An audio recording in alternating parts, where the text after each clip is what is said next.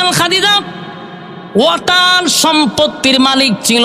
আম্মা জান খাদিজা উনি কিন্তু একজন শিল্পপতি মহিলা ছিল।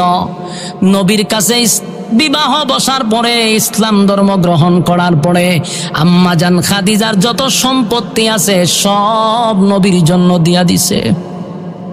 আম্মা জান খাদিজা বলেন, পয়গম্বর আমার যত সম্পদ আছে সব ইসলামের জন্য আমি দিয়া দিলাম, আপনার যেখানে মনে চায় সেখানে আপনি খরচ করবেন। সুবহানাল্লাহ।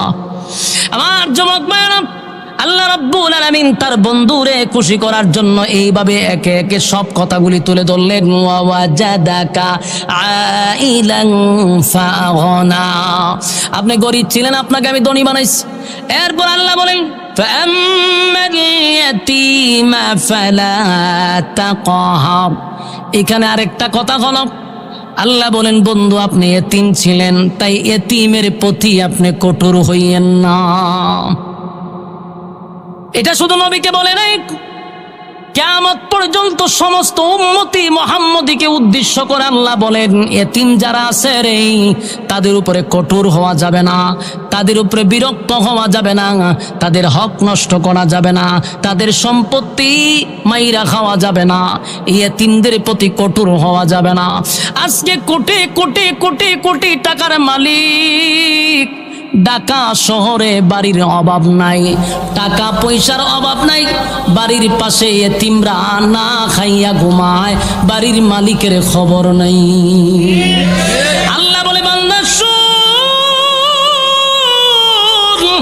টাকা দিয়া পরীক্ষা করি,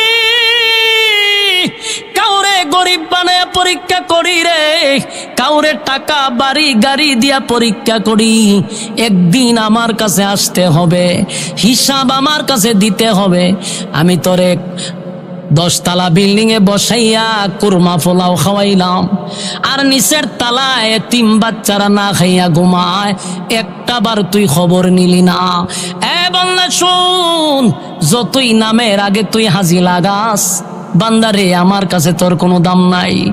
জান্না রাখিস, কিয়ামতের ময়দানে আমি আল্লাহর সামনে পাই পাই করে হিসাব দিতে হবে। হিসাব না দিয়ে সামনে আগানোর কোনো সিস্টেম নাই।